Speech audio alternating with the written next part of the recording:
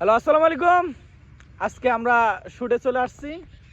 অবশ্য আর অল্প কিছুদিন পরেই ভোট, আমাদের ভোটের শুট করছি আমরা।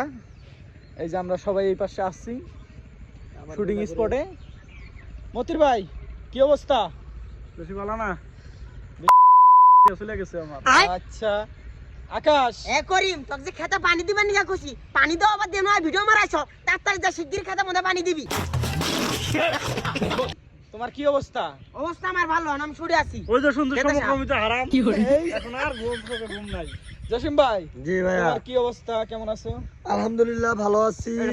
তোমার গলার এই অবস্থা কেন? স্লোগান করে আচ্ছা, স্বাস্থ্য ভালো আছে?